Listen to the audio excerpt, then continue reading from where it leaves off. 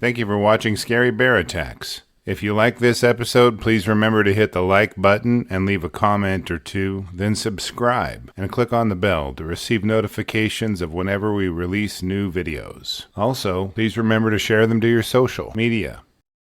The older man knew better than to get too close, but was excited to see the young male black bear approach his camp.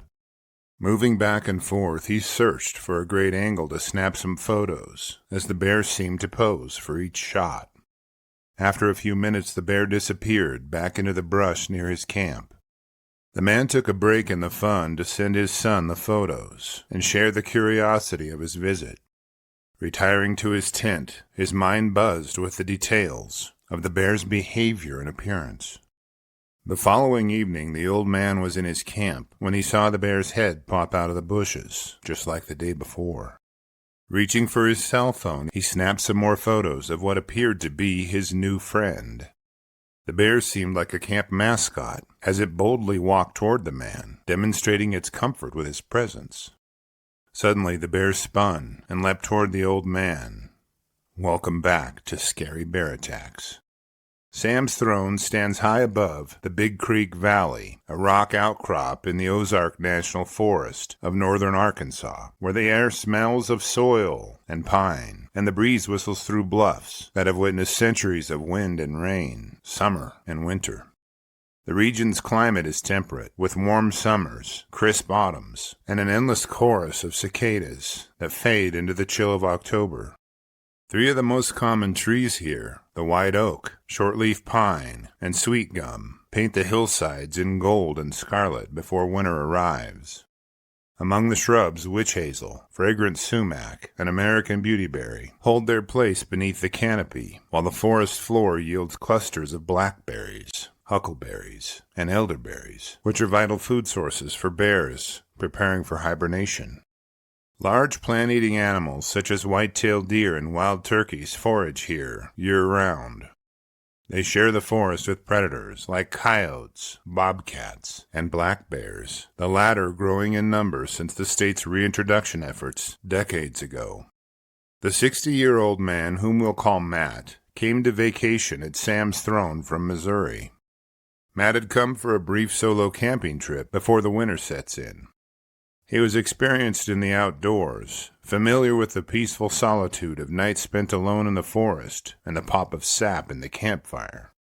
He carried his phone, cooking gear, and a sleeping bag. He didn't have bear spray, and investigators later found no sign of a firearm or a dog among his belongings. It isn't clear if Matt had heard about recent bear problems in the Ozarks. Arkansas once teemed with black bears, earning the nickname the Bear State in the early 19th century. By the mid-1900s, overhunting and habitat loss had nearly wiped them out. In the 1950s and 1960s, wildlife officials began relocating bears from Minnesota and Manitoba into the Ouachita and Ozark Mountains. That reintroduction became one of the most successful wildlife recovery programs in North America.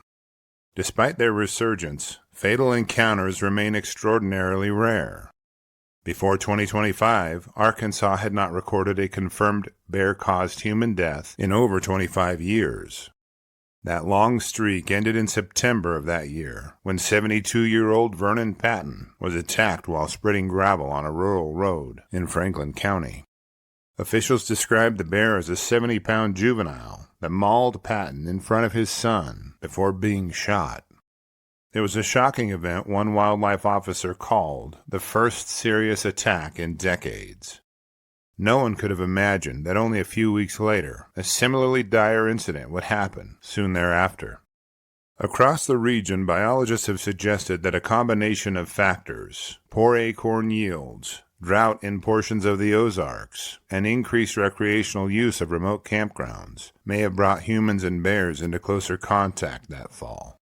Hungry bears, particularly young males recently separated from their mothers, tend to wander long distances searching for food and territory.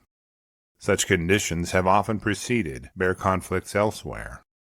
He'd set up camp several yards off the main climbing trail, a location that offered both seclusion and a view of the sandstone cliff known as the Throne. He had arrived the last week of September and had sent the photos, snapped the first time the bear visited his camp on Tuesday, September 30th.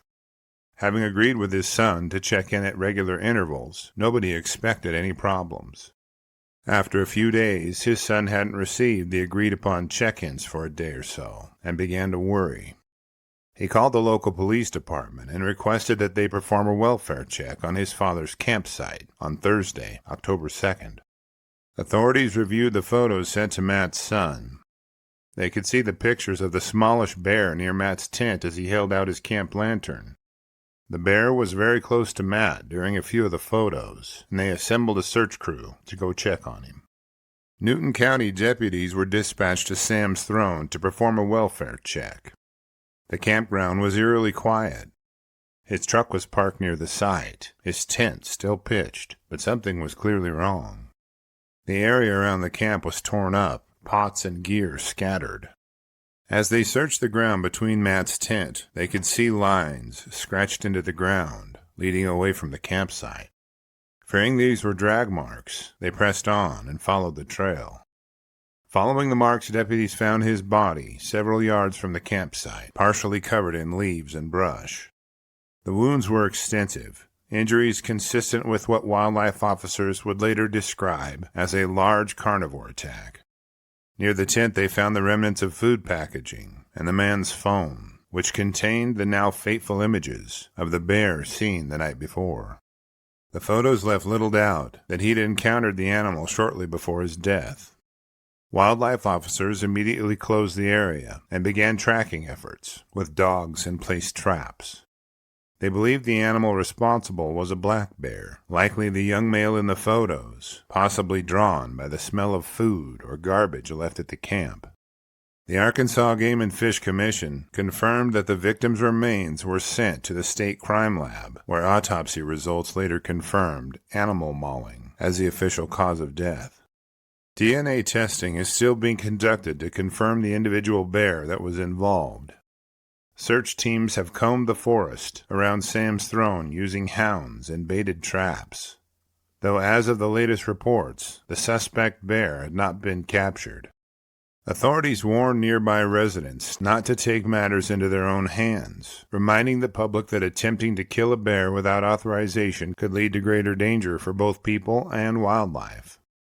Officials from the Arkansas Game and Fish Commission emphasized that while black bears are typically wary of humans, any animal conditioned to associate people with food can become dangerous. They also pointed to the unusual coincidence of 2 serious bear attacks occurring within a month in the same state, a phenomenon they called highly abnormal. Until the investigation is complete, Sam's Throne Campground and portions of the Ozarks National Forest remain closed to visitors. As for the bear's motives in the attack, it wasn't defending a cached animal carcass, as none was found nearby. Given that it dragged Matt's corpse away from the campsite and cached it beneath sticks, leaves, and dirt, it clearly intended to consume the man at some point. This leaves only a predatory motive as a certainty. It wasn't protecting cubs, given it was a young male. Speaking of cubs, our Cub Tier membership on Patreon, linked below, will give you ad-free early access to episodes, photos, and field notes. And the $3 per month goes a long way in helping me continue to produce educational and entertaining content like this. With a statewide population of roughly 6,000 black bears, distributed across more than 53,000 square miles, Arkansas averages about 1 bear for every 10 square miles. Most of these animals live deep in the Ozark and Ouachita Mountains, far from human settlements. Bear attacks in the region remain statistically minute, fewer than 1 per decade. However, the back-to-back fatalities in 2025 have prompted wildlife managers to reevaluate seasonal food shortages, camping safety signage, and the availability of bear-resistant trash bins in public campgrounds. Across North America, data show that fatal black bear attacks are disproportionately rare, roughly 1 per year across the entire continent. The odds of being killed by a black bear are estimated at less than 1 in a million. Still, the numbers offer little comfort when the woods you love suddenly feel less like home, especially when attacks are documented near farm ground or on gravel roads like Vernon Patton's attack. After reviewing the facts surrounding this episode, I'm left with a few questions for you. Did this young male black bear attack out of hunger or curiosity? Could drought and acorn failure in the Ozark region have triggered a desperate search for food that pushed the young male toward human areas? Was the hungry bear following its nose to Matt's food storage when it attacked him instead? I will gladly read and reply to your thoughts, so post them in the comments section below, and let's talk about it. Thank you for watching Scary Bear Attacks. If you've enjoyed this episode, please consider clicking on the like button and clicking on the bell icon. We'll help you know when we post our new episodes.